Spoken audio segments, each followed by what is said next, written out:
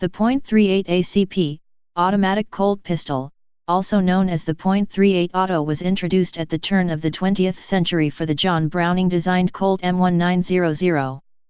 It was first used in Colt's Model 1897 prototype, which he did not produce. The metric designation for the round is 9 × 23 mmsr, semi-rimmed, not to be confused with the later 9 × 23 mm Winchester. History. Initial loadings of this cartridge were quite powerful. Reported ballistics for the first commercial loads were a 130-grain bullet at 1,260 feet/s, 380 m/s, and some experimental loads ran as high as 1,350 feet/s, 410 m/s. However, these ballistics proved too violent for the Colt Model 1900 pistol, and velocities were soon lowered to below 1,200 feet/s, 370 m/s. Subsequent commercial loadings varied considerably in power.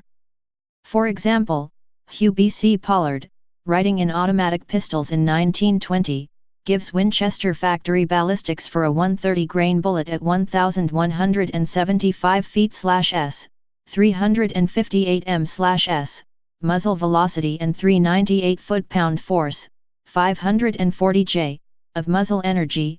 For illy ammo, the figures for a 128-grain bullet were 1,100 feet/s, 340 m/s, and 344 foot-pound force, 466 J, and for Kynoch a 130-grain bullet 1,000 feet/s, 300 m/s. Later U.S. commercial loads in this caliber had factory standard ballistics of a 130-grain bullet at 1,040 feet/s, 320 m/s, from the 4.5-inch, 110 mm, barrel of the Colt 1903 pocket model. With Army ordnance favoring a return to a .45 caliber sidearm by the time the Colt Autos in .38 ACP were introduced, the caliber never gained much popularity.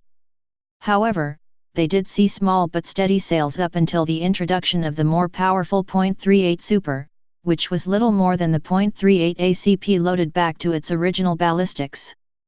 Sales of .38 ACP ammunition enjoyed a modest spike during the surplus gun boom of the 1950s and 1960s, since the cartridges would usually cycle in Spanish surplus pistols like the Astra 400 that were chambered for the 9 × 23 mm Largo, despite the fact that the .38 ACP was semi-rimmed and slightly shorter than the rimless 9 mm Largo.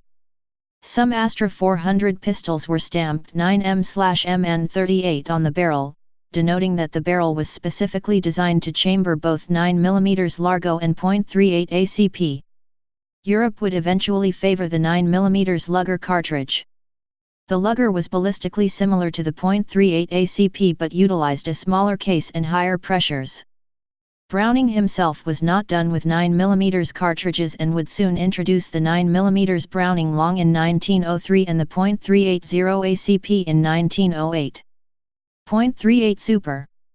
.38 Super was introduced in the late 1920s as a higher pressure loading of the .38 ACP. Even though .38 ACP and .38 Super are the same size, it is dangerous to use the more powerful .38 Super ammunition in a firearm intended for .38 ACP, as firearm damage may result.